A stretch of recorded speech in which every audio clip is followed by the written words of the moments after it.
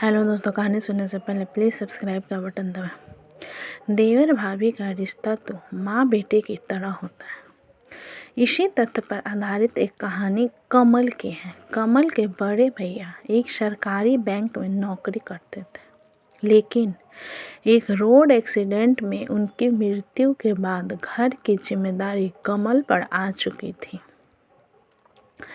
अपने भाई के जाने के बाद कमल ने अपनी कॉलेज की पढ़ाई बीच में ही रोक दी थी। दरअसल कमल की भाभी अपने पति के मृत्यु से टूट चुकी थी और उन्हें सहारे की सख्त ज़रूरत थी। पति की मृत्यु के बाद कमल की भाभी को अनुकंपा नियुक्ति के तौर पर नौकरी दी गई थी, जिसके लिए उन्हें बैंक जाना आना पड़ता था। और इसी बीच कमल के सहयोग ने उन्हें पूरी तरह बिखरने नहीं दिया था। कमल अपनी भाभी का इतना सम्मान करता था कि उनके कहने पर उसने अपने कॉलेज की पढ़ाई फिर से प्रारंभ कर दी। कमल को कई बार अपनी भाभी को बैंक छोड़ने के चक्कर में कॉलेज पहुंचने में देरी हो जाती, लेकिन कमल को इससे कोई फर्क नहीं पड़ता। वह अपने जीवन में सबसे ज़्यादा प्राथमिकता अपनी भाभी को ही देने लगा था। कमल की भाभी भी उसे अपना बेटा मानती थी। एक दिन कमल अपने कॉलेज की लाइब्रेरी में बैठकर पढ़ाई कर रहा था। अचानक उसकी भाभी का फ़ोन आता है। वह रोते हुए कमल को बैंक बुलाती है। कमल अपनी भाभी की आवाज़ सुनते ही घबरा जाता है। वह तुरंत बाइक उठाकर बैंक पहुंचता है, जहां उसे पता चलता है कि उसकी भाभी पर 10 करोड़ रुपए का घोटाले का आरोप लगा है। कमल को पुलिस के द्वारा जानकारी मिलती है कि उसकी भाभी ने फर्जी डिमांड ड्राफ्ट बनवाकर एक ग्राहक के खाते से 10 करोड़ रुपयों का आहरण किया है। कमल को तुरंत शक होता है कि यह जरूर किसी की साजिश है। पुलिस कमल को उसकी भाभी के पास ले जाती है। कमल की भाभी उसे देखते ही रोने लगती है। वह अपनी भाभी को भरोसा दिलाते हुए कहता है कि भाभी, मैं सब कुछ ठीक कर दूंगा, आप चिंता मत करो।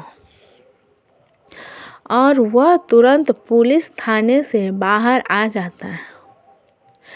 कमल अपने दोस्तों को फ़ोन लगाता है और उनसे उसी बैंक आने को कहता है, जहां उसकी भाभी काम करती थी।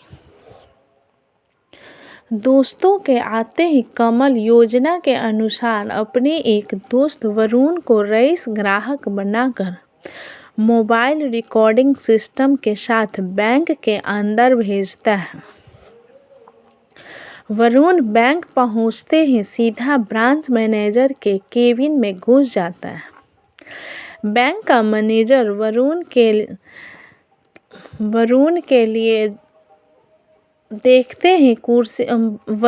हुलिये को देखते ही कुर्सी पर बैठने को कहता है। वरुण अपने प्लान के अनुसार बैंक के ब्रांच मैनेजर को अपने गैर कानूनी पैसों को खातों से हस्तांतरण करने के लिए 10 लाख रुपए की रिश्वत ऑफर करता है। मैनेजर बहुत चालाक था। उसने वरुण को तुरंत मना कर दिया और कहा, हमारे यहाँ ऐसा कोई गलत काम नहीं होता, आप कहीं और से करवा लीजिए और कृपया यहाँ से चले जाइए। वरुण ब्रांच मैनेजर की बात सुनकर डर जाता है और निराश होकर बैंक से बाहर आ जाता है, लेकिन जैसे ही वह कुछ दूर पहुंचता है उसे पीछे से एक व्यक्ति आकर रोक लेता है और वह वरुण से कहता है, आप चिंता मत करिए, आपका काम हो जाएगा। दरअसल इस आदमी को ब्रांच मैनेजर ने ही वरुण के पीछे भेजा था। वह वरुण को पैसे लेकर अगले दिन किसी होटल में मिलने को कहता है। वरुण उसकी सारी बात रिकॉर्ड करके वहां से थोड़ी दूर स्थित एक पार्क पहुंचता है, जहां कमल उसका इंतजार कर रहा था। वह उनके पास पहुंचते ही रिकॉर्डिंग सुनाता है। कमल रिकॉर्डिंग सुनते ही समझ जाता है कि जरूर भाभी के केस में ब्रांच मैनेजर ही जिम्मेदार है, क्योंकि इतना बड़ा घोटाला बिना बड़े अधिकारी के संभव ही नहीं है।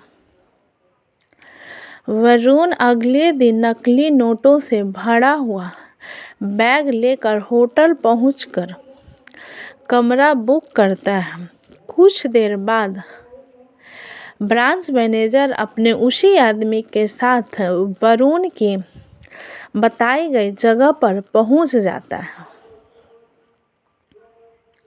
वरुण ब्रांच मैनेजर को ड्रिंक पीने को कहता है। ब्रांच मैनेजर एक बड़े आदमी से रिश्ता बनाने के चक्कर में ड्रिंक लेना शुरू कर देता है। कुछ ही घंटों की मुलाकात के दौरान ब्रांच मैनेजर बातों बातों में कमल की भाभी की चर्चा उठा देता है, जिसमें वह बताता है कि उस औरत ने मेरे कई घोटाले के बारे में जानकारियां इकट्ठी करके रीजनल हेड को मेल भेज दिया। वह तो अच्छा था कि वह मेरा दोस्त है, तो मुझे पता चल गया, इसलिए मैंने उसे अपने ही एक घोटाले में फंसा दिया। ब्रांच मैनेजर के इतना कहते ही पुलिस तुरंत कमरे के अंदर पहुंच गई। दरअसल सारी रिकॉर्डिंग लाइव चल रही थी। कमल ने पुलिस को पहले से ही होटल के बाहर बुला लिया था। पुलिस ब्रांच मैनेजर को घसीटते हुए होटल के बाहर ले आती है। अदालत में ब्रांच मैनेजर के सभी घोटाले सामने आ जाते हैं।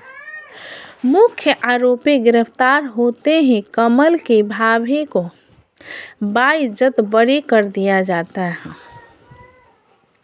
वह जेल से छूटते ही कमल को रोते हुए धन्यवाद देती है, लेकिन कमल अपनी भाभी के चरणों में गिर जाता है और कहता है, भाभी, जब तक आपका ये बेटा आपके साथ है, आपके ऊपर आँच भी नहीं आ सकती।